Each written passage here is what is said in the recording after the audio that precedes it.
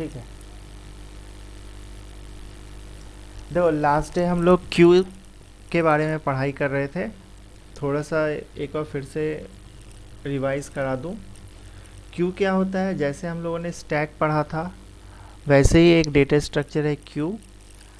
हम इसका implementation arrays की मदद से, लिंक्ड लिस्ट की मदद से और स्टैक की मदद से कर सकते हैं। मतलब एक क्यू बनाना हो तो आप एरेज की मदद से बना सकते हो, लिंक्ड लिस्ट की मदद से बना सकते हो और स्टैक की मदद से भी बना सकते हो। सिलेबस के अकॉर्डिंग देखा जाए तो हमारे सिलेबस में स्टैक नहीं है, सिर्फ एरेज और लिंक्ड लिस्ट है। ठीक है, क्यू होता क्या है?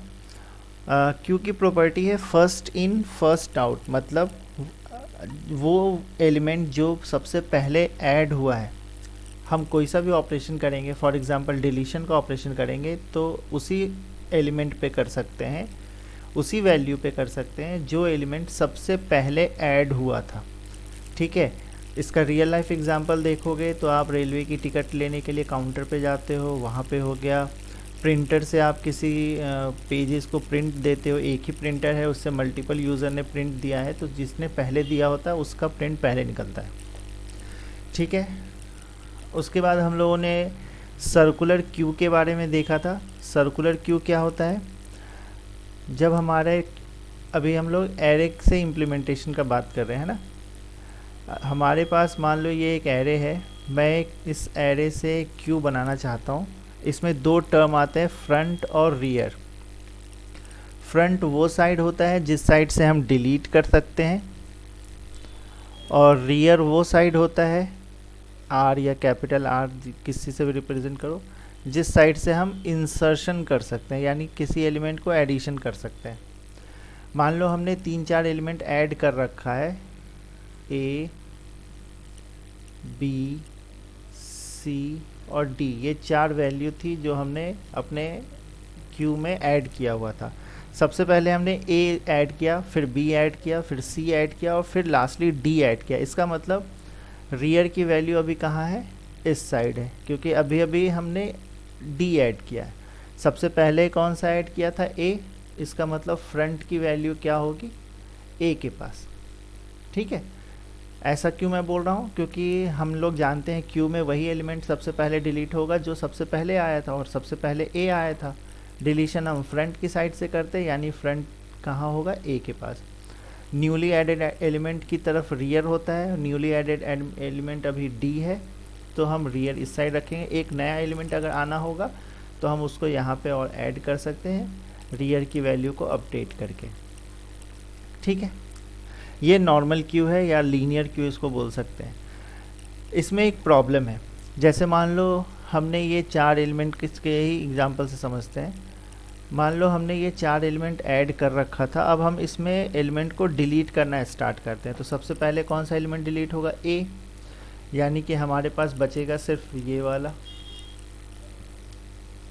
इसमें से ए हट चुका है, ये बी बाकी है, फिर यहाँ पे सी है और यहाँ पे डी है। ये वाला यहाँ पे आ जाएगा, फ्रंट की वैल्यू यहाँ आ जाएगी और रियर की वैल्यू यहाँ पे आ जाएगी। ठीक है, फ्रंट यहाँ है और रियर यहाँ पे। एरे की साइज़ तो हमें मालूम है फिक्स होता है, तो ये वाला जो है वो भी एरे का ही हिस्सा है। अब देखो लीनियर क्यू में क्या होगा, अब अगर मुझे कोई एक नया एलिमेंट ऐड करना है तो वो किस साइड से ऐड होगा? रियर के साइड से। और रियर के साइड से अगर आप ध्यान से देखो तो वो लास्ट इंडेक्स नंबर पे जा चुका है ऑलरेडी, यानी कि हम उस साइड से तो एलिमेंट को ऐड नहीं कर सकते। तो दिक्कत क्या आ रही है? हमारे पास एक एम्प्टी स्पेस यहाँ पे ऑलरेडी है, फिर भी हम न्यू एलिमेंट को ऐड नहीं कर पा रहे हैं। क्यों?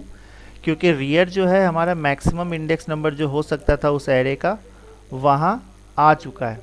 ठीक है, तो इस प्रॉब्लम को रिजॉल्व करने के लिए क्या किया गया? सर्कुलर क्यू का कंसेप्ट लाया गया। सर्कुलर क्यू क्या कहता है? जब आपका रियर अपने आखिरी इंडेक्स पर चला जाए और इनिशियल पोजीशन पे कुछ एलिमेंट्स ब्लैंक हो, जैसे अभी हमारे इस केस में है, तो जो नेक्स्ट एलिमेंट होगा वो वापस यहाँ पे एडिशन में आएगा। यानी कि रियर की वैल्यू वापस कहाँ से स्टार्ट हो जाएगी, 0 इंडेक्स नंबर से। ठीक है, इससे फ़ायदा क्या हुआ कि हमें रीयूजेबल कर सकते हैं हम अपने एम्प्टी स्पेस को। अगर ये कंसेप्ट सर्कुलर क्यू का नहीं होता तो इस केस में अगर मुझे एक नया एलिमेंट ऐड करना होता और एरे की साइज़ फिक्स होती है तो मैं यहाँ नया एलिमेंट ऐड नहीं कर सकता था, जबकि मेरे पास एक ब्लैंक स्पेस यहाँ पे फ्री है, फिर भी मैं एक नया एलिमेंट को ऐड नहीं कर पाऊँगा। ठीक है, तो इस कंसेप्ट को रिजॉल्व करने के लिए क्या लाया गया, सर्कुलर क्यू। सर्कुलर क्यू क्या कहता है, अगर रियर की वैल्यू आखिरी इंडेक्स तक जा चुकी है और अगर उसके में कोई वैल्यू, कोई जगह पोजीशन ब्लैंक है तो रियर वापस इनिशियल पोजीशन से स्टार्ट होगा। ठीक है, अब इसको थोड़ा कंसेप्ट से तो समझ गए हैं, अब इसको थोड़ा प्रोग्रामिंग से समझ के देखते हैं ये कह क्या रहा है।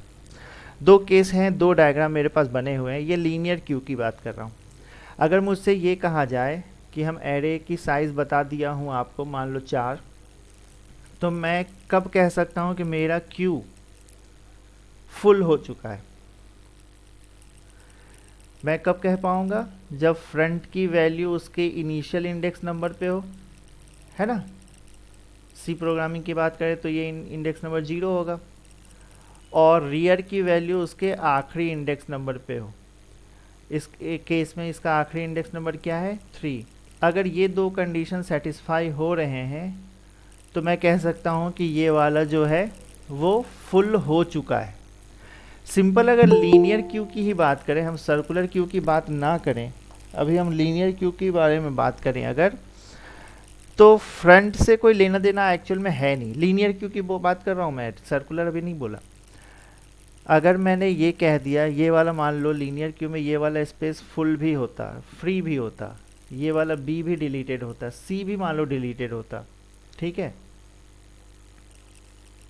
4 एलिमेंट का एरे था, ये सारे एलिमेंट डिलीटेड भी हैं, लेकिन रियर जो है वो यहाँ पे आ चुका है और ये फ्रंट होगा, है ना।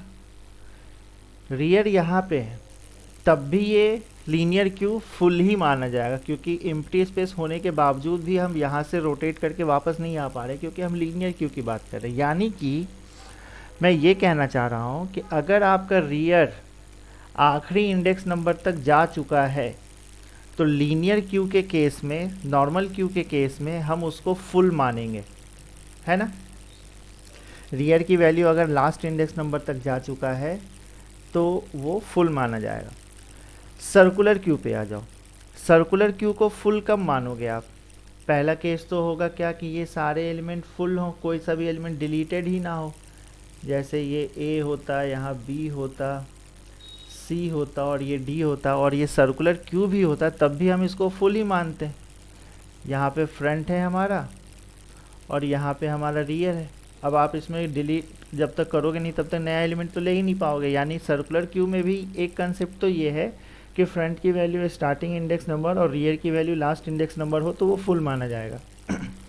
ठीक है, दूसरा केस, सर्कुलर क्यू में हम कब तक नए एलिमेंट को इंसर्ट कर सकते हैं, या फिर इसको इस तरह से बोलते हैं, फ्रंट की वैल्यू मैंने बोला इंडेक्स नंबर 0 और रियर की वैल्यू मैंने बोला लास्ट इंडेक्स नंबर अगर होगा तो हम इसको फुल मानेंगे। या फिर हम इसको अगर ऐसा मैं कह दूं कि फ्रंट की वैल्यू अगर रियर +1 है तो मैं उसको फुल मानूंगा।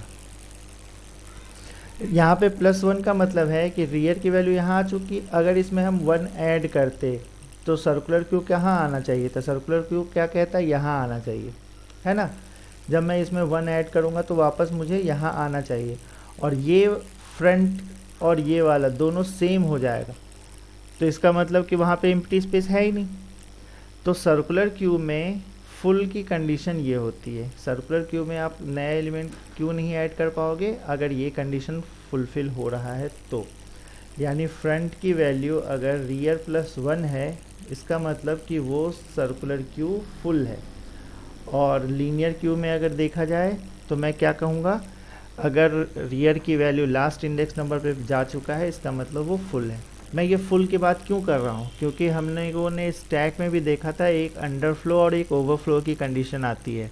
आप नया एलिमेंट तभी ऐड कर पाओगे जब वहाँ पे जगह बाकी होगी, है ना। तो आज हम लोगों को पढ़ना है क्यू के अंदर, जब हम क्यू इम्प्लीमेंट कर रहे हैं यूजिंग एरेज इंसर्शन ऑपरेशन, ठीक है। तो हम एक क्यू यूज़ कर रहे हैं और उस क्यू में एक इंसर्शन ऑपरेशन कर रहे हैं, इसलिए मैंने इस एल्गोरिदम का नाम कुछ इस तरह से दिया। आप कोई दूसरा नाम भी दे सकते हो, बस ध्यान में ये देना है कि आप जब नाम दोगे उससे पता चलना चाहिए कि हम क्या करने वाले हैं इस एल्गोरिदम में, ठीक है। यहाँ हमें क्या क्या लगेगा, एक क्यू लगेगा। ये क्यू एक्चुअल में है क्या, ये एक एरे है जिसका नाम हमने क्यू रखा है, क्योंकि अभी हम एरेज की मदद से क्यू बनाना सीख रहे हैं। एक एरे है जिसका नाम क्यू है, क्योंकि ये एक एरे है तो हमें उस एरे की साइज़ भी बतानी पड़ेगी। दो पॉइंटर वेरिएबल चाहिए होंगे, फ्रंट और रियर नाम का, और एक वैल्यू चाहिए होगा जो हम एक्चुअल में इंसर्ट करना चाहते हैं, ठीक है। ये सारी चीज़ें हमें लगेंगी इस एल्गोरिदम में।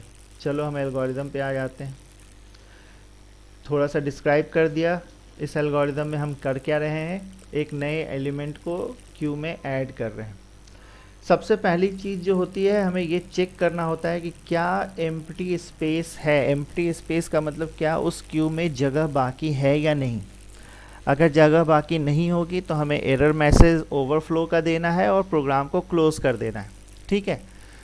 तो मैं ये क्यू जो एल्गोरिदम लिख रहा हूँ उसमें नॉर्मल क्यू और सर्कुलर क्यू दोनों का कंसेप्ट एक ही साथ इम्प्लीमेंट कर रहा हूँ।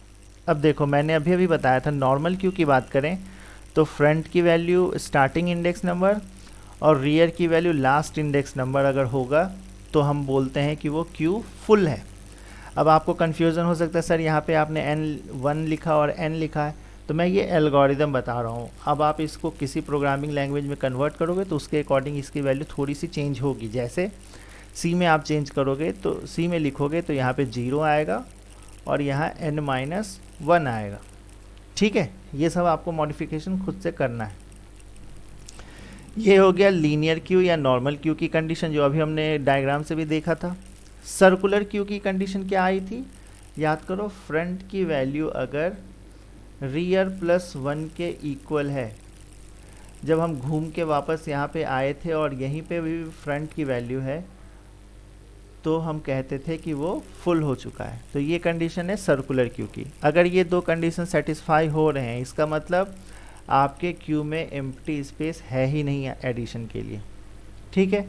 इसका मतलब आप उसमें एडिशन नहीं कर सकते, तो आपको ओवरफ्लो का एरर मैसेज देना है और प्रोग्राम को क्लोज कर देना है। इस प्रोग्राम में एडिशन हो ही नहीं पाएगा क्योंकि आपका क्यू फुल है। अगर ये कंडीशन फॉल्स होता है, इन दोनों में से कोई एक कंडीशन फॉल्स होता है, तो आप सेकेंड स्टेप पे आओगे। सेकेंड स्टेप क्या कहता है, आपको एलिमेंट को ऐड करना है। अब एडिशन की कहानी ज़रा देख लेते हैं। पहले हम नॉर्मल क्यू की बात करें।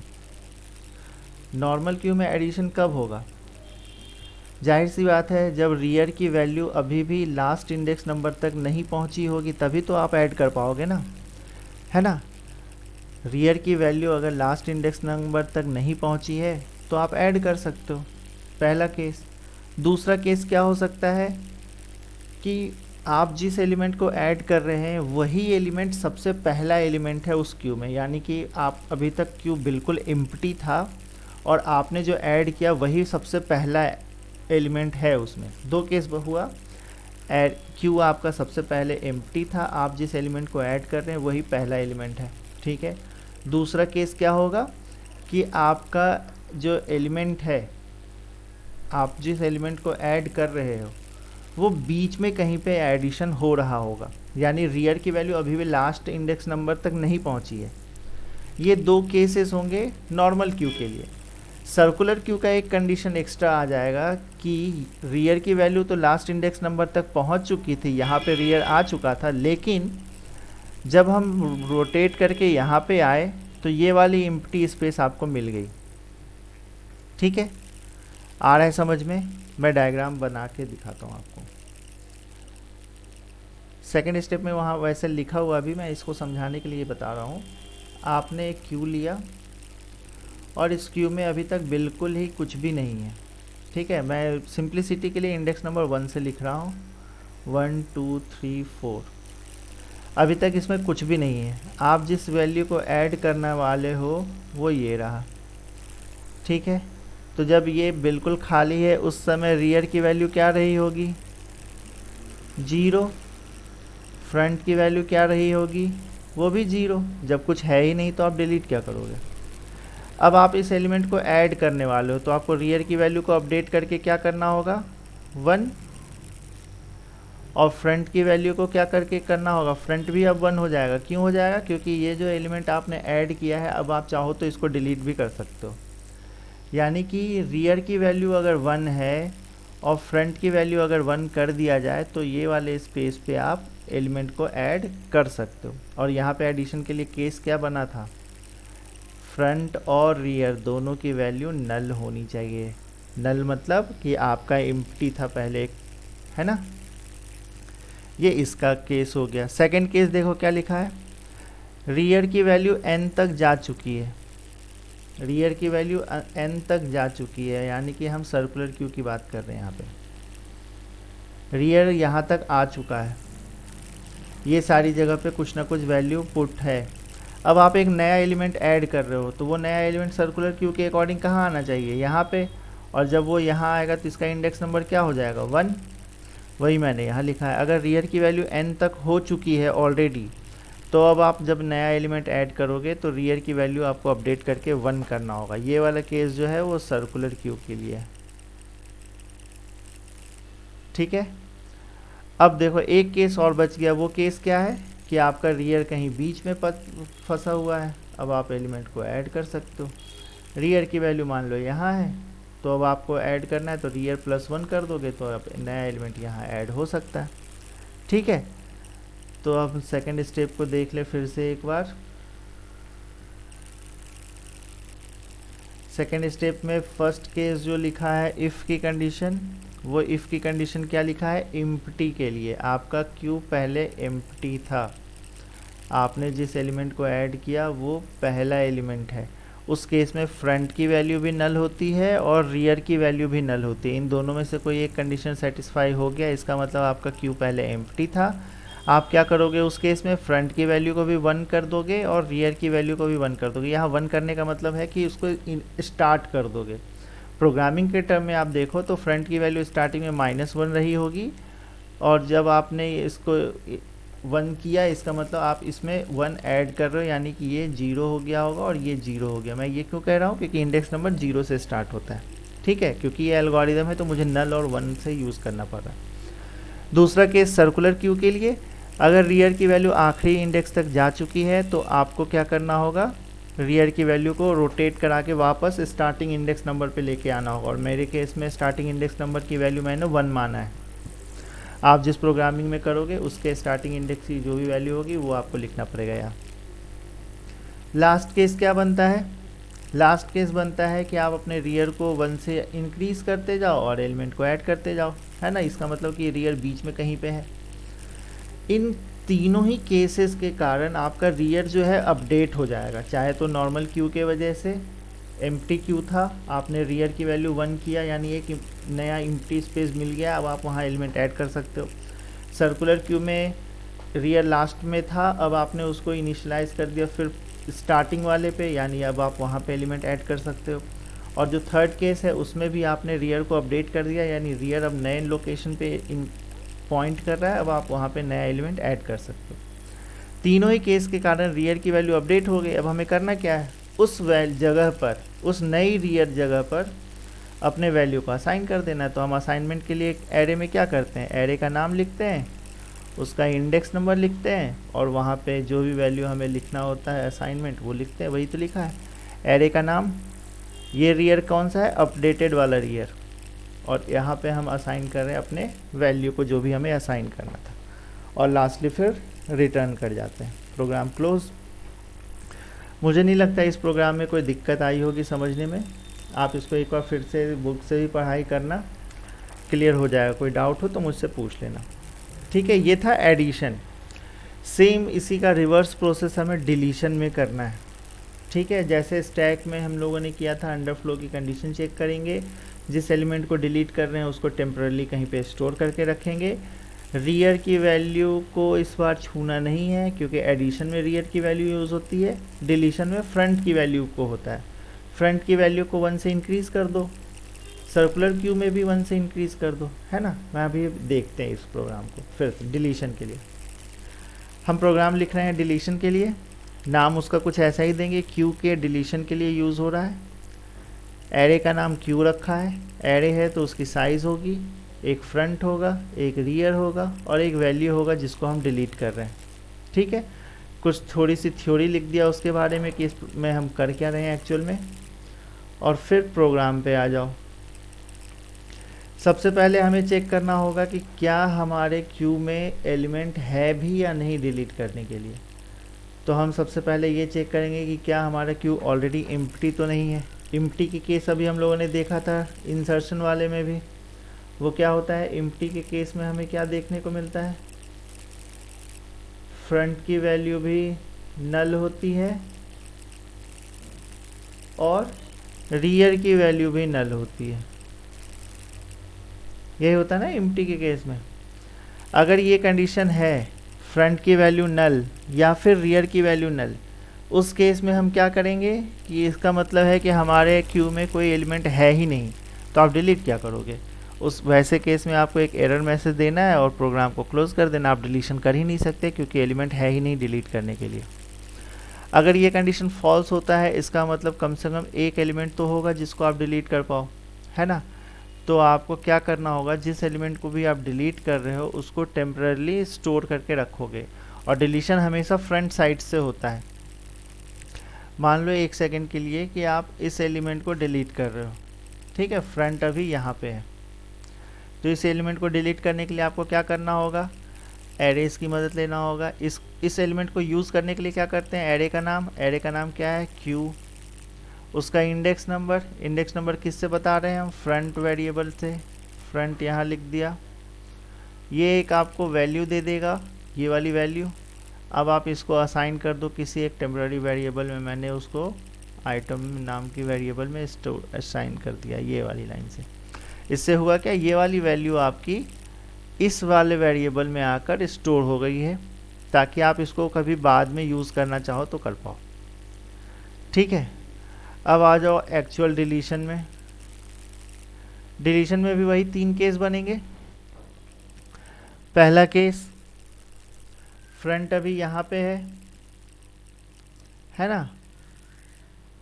इस केस में आपको क्या करना होगा, फ्रंट की वैल्यू को 1 से इंक्रीज़ कर दो, नया फ्रंट यहाँ हो जाएगा। रियर मान लो यहाँ कहीं था, तो अब आपका जो है क्यू इतनी दूरी तक का ही है। पहले वो यहाँ से यहाँ तक का होता था, अब उसमें एक एलिमेंट कम हो गया। ठीक है, फ्रंट को अपडेट कर दिया तो डिलीशन कंप्लीट। दूसरा केस क्या बनेगा, सर्कुलर क्यू के लिए। चलो उस पर मैं बारी बारी से आता हूँ, केस देख लेते हैं यहाँ जो लिखा है उस पर, उसके अकॉर्डिंग। सेकेंड नंबर स्टेप के बाद थर्ड नंबर स्टेप में,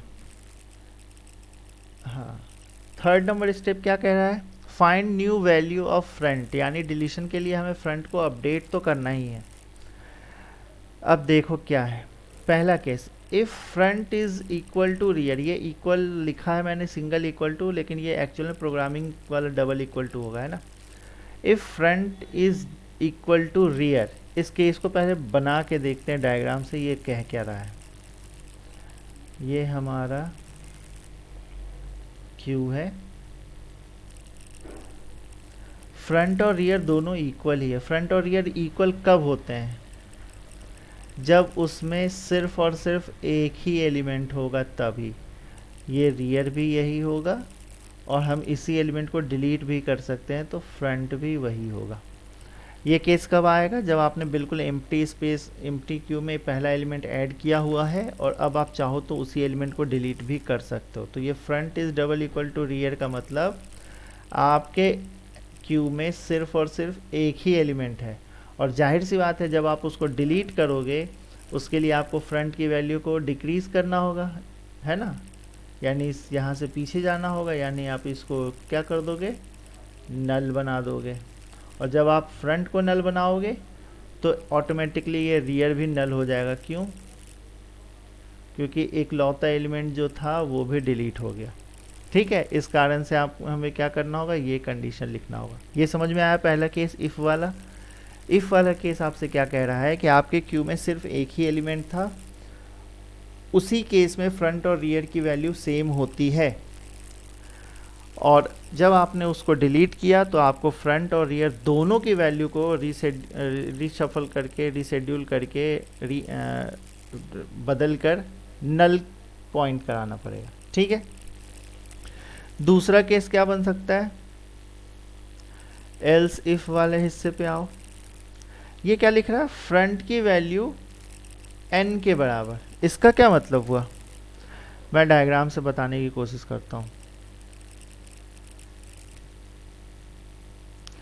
देखो, इस क्यू में आपने एलिमेंट ऐड करना शुरू किया। सबसे पहले a ऐड किया, फिर b ऐड किया, फिर c ऐड किया, फिर d ऐड किया, फिर e ऐड किया। ठीक है, तो रियर कहाँ आ चुका है, यहाँ पे। फ्रंट कहाँ होगा, यहाँ पे। क्यों होगा यहाँ, क्योंकि a सबसे पहले आया था। अब ये लाइन आपसे क्या कह रहा है, front is equal to n, यानी कि हमने डिलीशन स्टार्ट किया, आपने डिलीशन स्टार्ट किया तो ये वाला एलिमेंट डिलीट हो गया। जब ये एलिमेंट डिलीट होगा तो फ्रंट किसको पॉइंट करेगा, इसको। यानी स्टार्टिंग में ये फ्रंट 1 के पास था, अब वो 2 के पास आ चुका है। अब आप इसको फिर से डिलीट करोगे तो अब कहाँ पे आ जाएगा, फ्रंट c के पास, यानी इसकी वैल्यू भी 3 हो जाएगी। c को भी डिलीट कर दो तो f की वैल्यू कहाँ आ जाएगी, d के पास, यानी ये 4 हो जाएगा। और सिमिलरली d जब डिलीट होगा तो f की वैल्यू 5 आ जाएगी, और यही 5 तो है, जब इसको आप जनरलाइज करोगे तो वही 5 तो n कहलाता है, लास्ट इंडेक्स नंबर। यानी कि अगर आपकी फ्रंट की वैल्यू लास्ट इंडेक्स नंबर तक आ चुकी है, इसका मतलब क्या हुआ, इसका मतलब ये हुआ कि आपका क्यू, डायग्राम बना लो, आपने फ्रंट यहाँ से स्टार्ट किया था और यहाँ पे आ चुके हो, फ्रंट अभी अब यहाँ पे आ चुका है। इसका मतलब अब आप जब एलिमेंट को डिलीट करोगे तो फ्रंट को कहाँ से रीशेड्यूल करना पड़ेगा, अब आप फ्रंट वापस लेके यहाँ आओगे। ये केस सर्कुलर क्यू का कंसेप्ट बता रहा है। यहाँ पे क्यों आया, क्योंकि जब एडिशन हुआ होगा तो ये रियर की वैल्यू भी तो यहाँ आई होगी, ई के बाद जो डिलीट होगा वो यहाँ पे जो नया एलिमेंट ऐड किया होगा उसी को डिलीट करोगे ना। तो अब आप जब यहाँ तक आ चुके हो, नेक्स्ट एलिमेंट जो डिलीशन होगा वो कहाँ से होगा, यहाँ से होगा। सर्कुलर क्यू कंसेप्ट यही कहता है। तो वही केस यहाँ पे लिखा है कि अगर आपका फ्रंट n तक जा चुका है, लास्ट इंडेक्स नंबर तक जा चुका है, तो नेक्स्ट एलिमेंट जो डिलीट होगा वो कहाँ से होगा, पहला इंडेक्स नंबर से। ये बिल्कुल वैसा ही है जैसा हम लोगों ने रियर के केस में किया था। आया समझ में। अब लास्ट केस देख लो। लास्ट केस सिंपल है, वो बीच के किसी एलिमेंट को डिलीट करने के लिए कह रहा है, तो वो तो अभी हम लोग डायग्राम से देख ही चुके थे ऑलरेडी, फिर से बता देता हूँ। मान लो फ्रंट अभी यहाँ पे है, इस एलिमेंट को जब आप डिलीट करोगे तो फ्रंट कहाँ आ जाएगा, यहाँ पे आ जाएगा। इसका इंडेक्स नंबर 1 अगर मान लो था, इसका इंडेक्स नंबर 2 था, तो फ्रंट की वैल्यू हमने 1 की जगह अब 2 बना दिया, यानी फ्रंट को 1 से अपडेट किया है। तो वही तो हम काम यहाँ पे कर रहे हैं, फ्रंट को 1 से अपडेट कर रहे हैं। इन तीनों ही केस के कारण आपका एक बार डिलीशन परफॉर्म हो जाएगा। ठीक है, फिर हम प्रोग्राम को क्लोज कर देंगे। मैं ये 3 लाइन फिर से आपको एक सामने दिखा देता हूँ, थोड़ा जूमनेस कम करके। देख लो आप ये तीनों केस। पहला है जब ओनली 1 एलिमेंट था,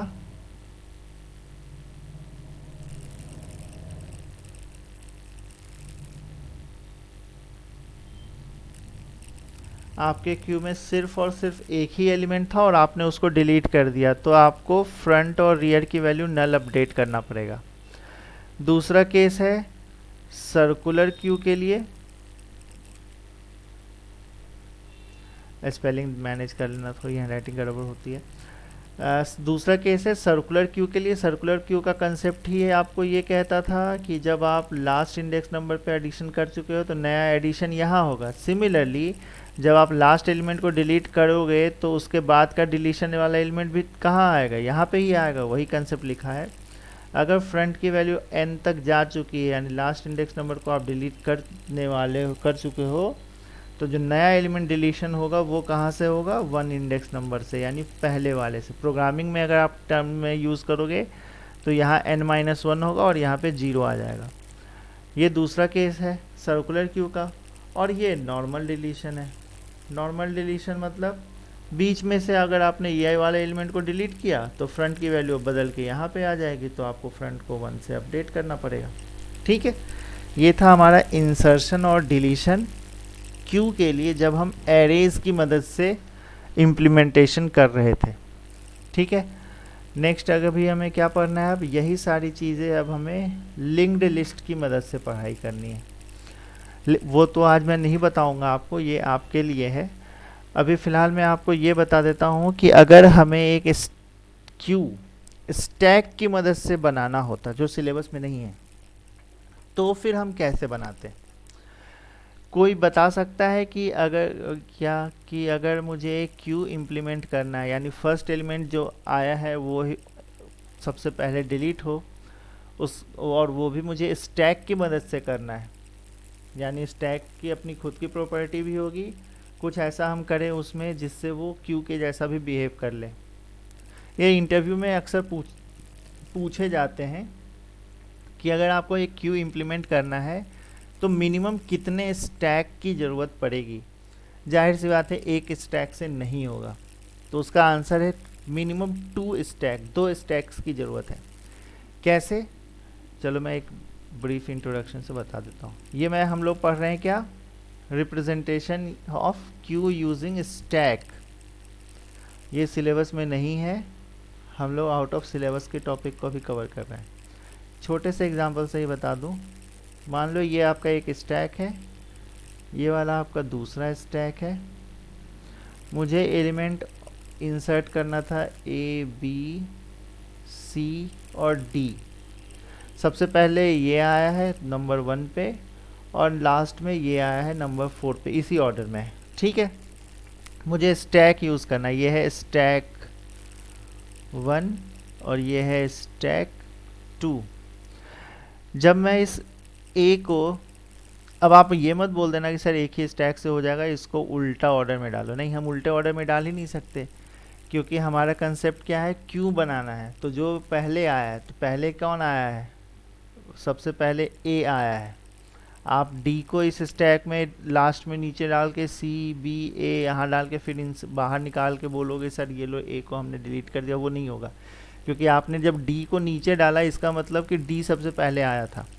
नहीं, हमारा क्वेश्चन है कि A सबसे पहले आया है, आपको जो कुछ करना है A के साथ ही सबसे पहले करना है। तो जब A आया तो हमने क्या किया, उसको यहाँ पे स्टैक पे डाल दिया, वो यहाँ आ चुका है। फिर B आया, B यहाँ पे आएगा। फिर C आया, वो यहाँ, और लास्टली D आया तो हमने उसको यहाँ पे डाल दिया। ठीक है, जिस ऑर्डर में आया था हमने उसी ऑर्डर में डाला है। टॉप पे कौन सा एलिमेंट होता है स्टैक के अकॉर्डिंग, जो लास्ट आया था वो, तो लास्ट में D ही आया है। फिर हम क्या करेंगे, इस स्टैक के सारे एलिमेंट को 1 बाय 1 दूसरे वाले स्टैक में ट्रांसफ़र कर देंगे। तो उस केस में क्या होगा, D सबसे पहले बाहर निकलेगा और D यहाँ आ जाएगा। उसके बाद C बाहर निकलेगा और C यहाँ। सिमिलरली B यहाँ पे आएगा और A यहाँ पे आएगा।